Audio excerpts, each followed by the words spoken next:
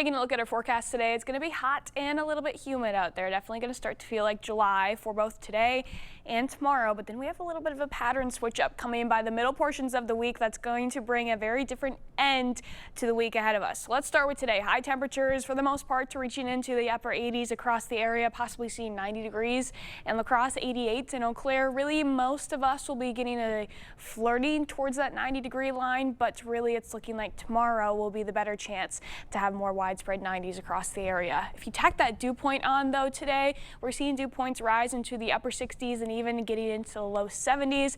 That's when you really start to feel a little bit more uncomfortable out there. Definitely still typical July weather, but we haven't had a whole lot of humid and hot days quite yet, so feeling a little bit more sticky out there, a little bit more summer-like. You're going to feel that with our feels like temperatures as well. Here's what we're looking at about right now. We're seeing dew points slowly rise now as we go into the afternoon, so eventually many of us will feel closer into the low 90s out there, especially as we get into the next few hours. That humidity is not really going to make it feel any better. La Crosse feeling closer to 94 for about that high today. Eau Claire feeling closer to about 90.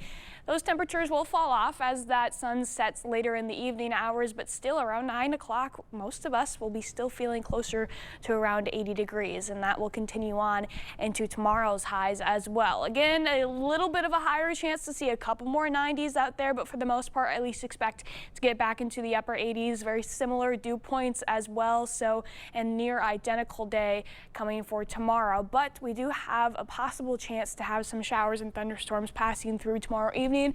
For some of us, still some questions on this initial line. This is a cold front passing through, so that we'll be bringing that pattern switch a little bit later on in the week. But first, we have those showers and thunderstorms to deal with. Most likely Tuesday evening, maybe more towards the overnight period. You can start to see that front slowly moving into the area, but really it's looking like it's going to be on the furthest northwestern edge of our area, staying closer into the Twin Cities likely, although Eau Claire can maybe get some of this action, but that line really dissipates as we go into the overnight period, and then it reforms later on into Wednesday morning and into Wednesday afternoon. That's when we can start to see some thunderstorm development, mainly east of the Mississippi for Wednesday afternoon. Overall, the severe risk is fairly low with this, but we could get some significant rainfall in some of those thunderstorms. It'll be a quick event though, a lot of it already moving out of the area by the early evening hours.